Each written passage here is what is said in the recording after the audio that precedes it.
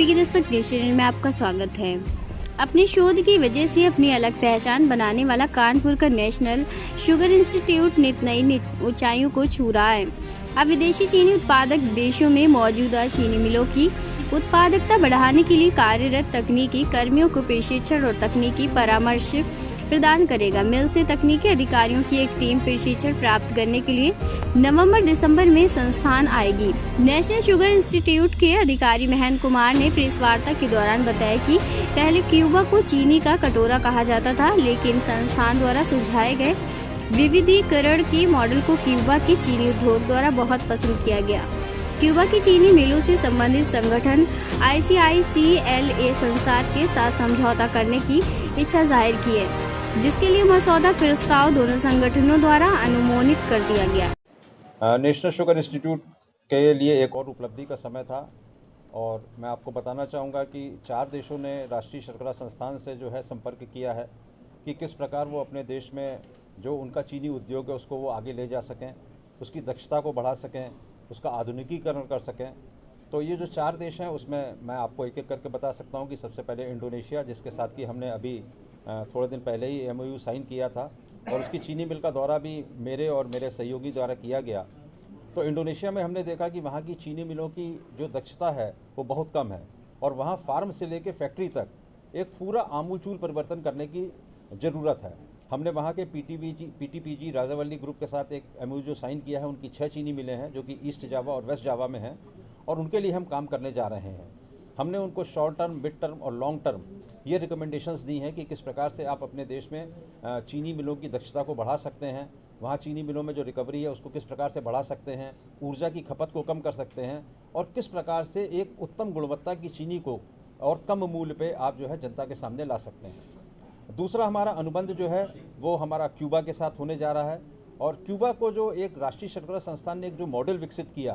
कि beyond sugar के अलावा आप चीनी उद्योग में क्या क्या बना सकते हैं और कौन कौन से वैल्यू एडेड प्रोडक्ट बना सकते हैं, जिससे कि आपकी निर्भरता चीनी से जो राजस्व है केवल उसके ऊपर ना रहे, आपकी आमदनी के और स्रोत हों। तो आप किस प्रकार से एक वायबल शुगर इंडस्ट्री, एक लाभप्रद शुगर इंडस्ट्री बना सकते हैं, उसके लिए हम क्यूबा की मदद करने जा रहे हैं। तीसरा हमारा जो अनुबंध है वो अनुबंध जो है वो हमारा होने जा रहा है बांग्लादेश के साथ।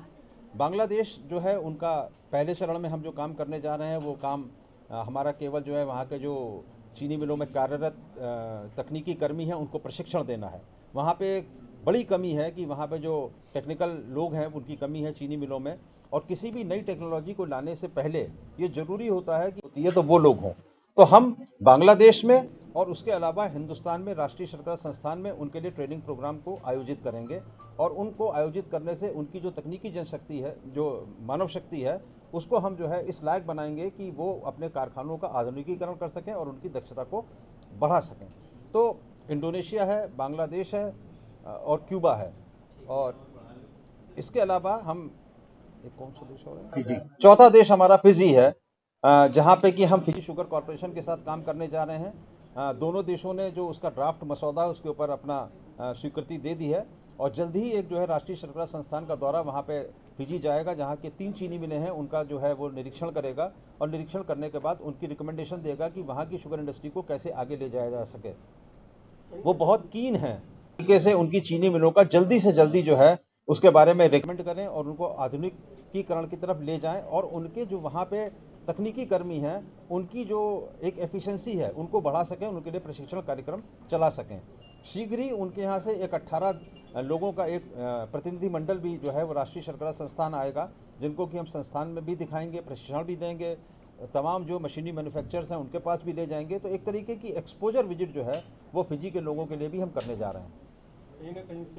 बिल्कुल, क्योंकि जब हम इस तरीके के कार्यक्रम करेंगे 4 देशों के साथ, इंडोनेशिया, फिजी, क्यूबा और इंडोनेशिया जो मैंने आपको बताया, इन 4 के साथ हम अपने अनुबंध कर रहे हैं और उनके लिए सेवाएं देंगे। तो सबसे पहला तो फ़ायदा ये होगा कि नेशनल शुगर इंस्टीट्यूट को राजस्व प्राप्त होगा। यहाँ पे जो स्टूडेंट्स हैं, यहाँ पे जो छात्र हैं, उनके लिए रोजगार के नए अवसर खुलेंगे।